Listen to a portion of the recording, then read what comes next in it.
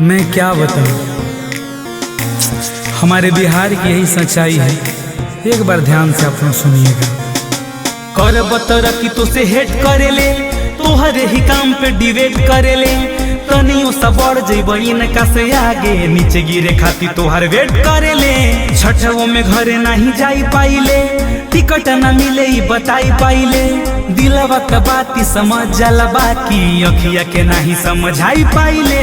कई लाख लोगवा फरार हो गइल, पेट के बुखारी से लाचार हो गइल। 12 साल के त लइका बेचतार दरुआ, कहले बिहार में सुधार हो गइल। कहल कि गाँव में स्कूल हो गइल, टीचर चुने में तो से भूल हो गइल। आज ले रोकात नहीं के बाढ़ वाला पनिया, कहल कि नदी बीच पुल हो गइल। उहे नेता दिल्लिया में गौरव तारे, कहले कि यही जगह काम छिपल बा। जब नेता आवतारे हमारा बिहार में, कहले कि सासाराम में राम छिपल बा। भले भइले गायक पर लाज न भइल, भोजपुरी के तो कुछ आवाज न भइल। ढोड़ी चोली गावतारे दिन भर बैठिया, कहले कि साथ के समाज न भइल। अपर कमान में विचार हो गइल, चुनाव के तो गरम बाजार हो गइल। 5 साल लूट सब रख ले धनवा, फिर सेवा करेला तैयार हो गइल। नेता के गलती ना गलती है तोहार, वोट देवे जाई बतुले के 1000।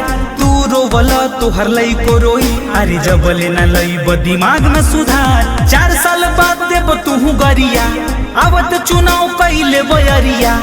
ऊ जीत जाई मारी शहर में मजवा, तू उठा ले उहे कुदरिया। मीडिया भी होई गइल बाटे अब झूठ, एक ही गो झूठ के घुमावे गोल गोल।